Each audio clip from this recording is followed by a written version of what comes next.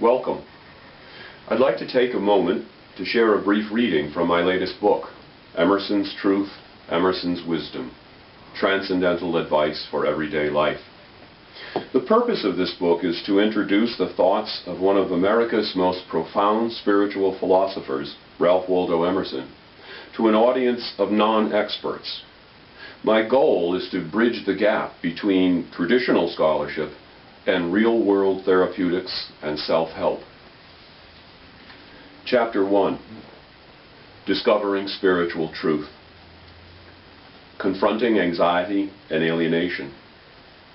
Alienation is one of the worst and yet most common sources of personal pain and depression. It often involves feelings of estrangement from what was once familiar and comforting. This may be due to the loss of a job, a hurtful disagreement with family, friends, or members of our community, or the breakdown of a marriage or other close personal relationship. Sometimes we experience a sense of alienation from God and our own better selves. This used to be called sin. In each of these instances, our sense of personal harmony and oneness with the world is shattered. We lose our grasp of what Hawthorne once called the magnetic chain of humanity. We feel like aliens, literally others, strangers in a strange land, disconnected and drifting fragments. Emerson was familiar with these maladies through first-hand personal experience. He lived in a time, somewhat like our own, when dramatic downturns in the economy frequently brought suffering and hardship. Fear and anxiety were common. Many people felt oppressed by what they saw as a growing emphasis on material wealth, often at the cost of human dignity, meaning, and self-worth. Emerson captured the mood of the times in an 1846 poem, where he observed the following: "'Tis the day of the chattel, web to weave and corn to grind. Things are in the saddle, and ride mankind." The result of this situation was that individuals often felt disconnected from the world and from the human family itself. Instead of enjoying the beauty and harmony of life, they saw themselves as mere functionaries, tiny, anonymous cogs being churned by the iron gears of life. Under such oppressive circumstances, people often seemed to be mere bugs or things. This is how Emerson described life in America in his American Scholar address, which he delivered at Harvard in 1837. "Man is thus metamorphosed into a thing, into many things. The planter, who is man sent out into the field to gather food, is seldom cheered by any idea of the true dignity of his ministry. He sees his bushel and his cart and nothing beyond, and sinks into the farmer instead of man on the farm. The tradesman scarcely ever gives an ideal worth to his work, but is ridden by the routine of his craft, and the soul is subject to dollars. The priest becomes a form, the attorney a statute book, the mechanic a machine, the sailor a rope of a ship." All of these workers felt alienated from their labor and from one another. One of the reasons for this unfortunate situation was that the early stages of the American Industrial Revolution were just beginning to be felt. The rapid development of commercial enterprise was also accelerating the pace of life and creating enormous wealth for some, but misery for others. In other words, the world as we know it today was beginning to emerge.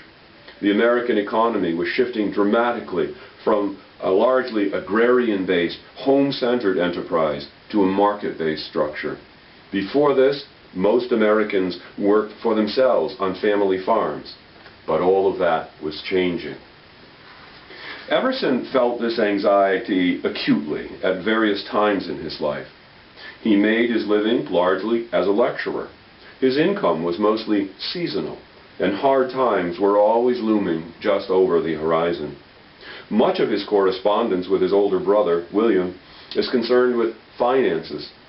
The wolf, it seems, was always near, if not actually at the door. In the same year that Emerson gave his American Scholar address, the nation experienced a severe economic depression, similar to the traumatic situation that many of us are now facing today. It brought economic ruin to many and frightened just about everyone. In addition to these social and economic stresses and strains, at various times in his life, Emerson experienced more personal forms of alienation and loss. The death of his first wife, Ellen, within a year of their marriage, the crisis of faith and abandonment of the ministry that followed, as well as his later commitment to radical social reform agenda, all served to challenge Emerson's personal resiliency. Amidst all of this tribulation, however, he managed to hold on to a strong lifeline, connecting him with a source of stability and strength that answered the needs of the moment. He found this divine power at the end of a long and sometimes painful inward journey. Emerson's personal experience of divinity became the central element, the very cornerstone of his transcendental philosophy. In one of his most challenging and profound essays, The Oversoul, Emerson articulates both the nature and the power of this divinity. The answer to alienation and anxiety, he discovered, is transcendental unity, and the source of that unity lies within. Transcendental faith. Emerson begins his essay, The Oversoul, by observing the surprising persistence of hope as an aspect of human nature. This hopefulness contradicts the meanness of everyday experience, which for many of us leads to both hopelessness and anxiety. Nevertheless, there is something inside of us, Emerson insists, that enables us to triumph over the tribulations of the moment, as distressing as they may be.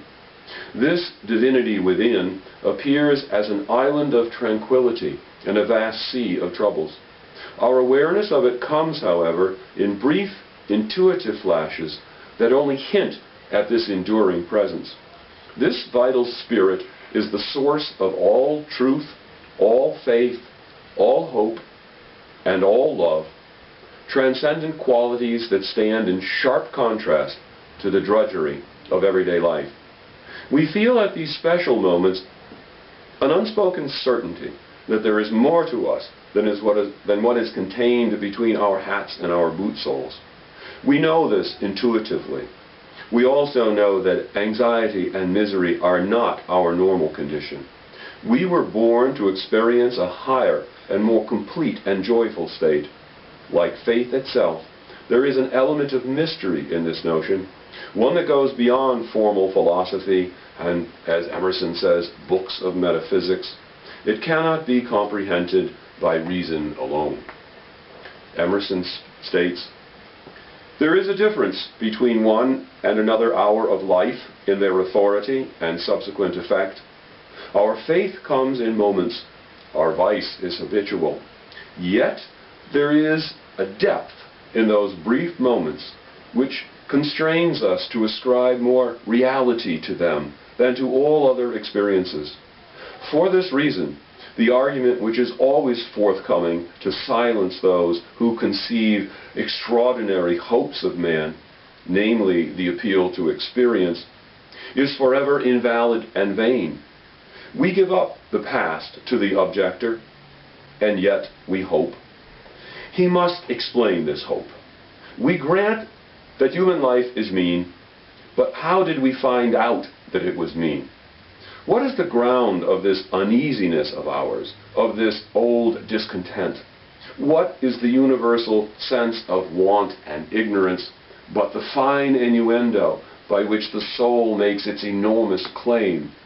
Why do men feel that the natural history of man has never been written, but he is always leaving behind what you have said of him, and it becomes old and books of metaphysics worthless? The philosophy of 6,000 years has not searched the chambers and magazines of the soul. In its experiments, there has always remained, in the last analysis, a residuum it could not resolve. Man is a stream whose source is hidden. Our being is descending into us from we know not whence. The most exact calculator has no prescience that something incalculable may not walk the very next moment. I am constrained every moment to acknowledge a higher origin for events than the will I call mine. Emerson's point here is that our lives are infused with a benevolent force that is largely unknown to us, and yet it is the very source of our life and our hope.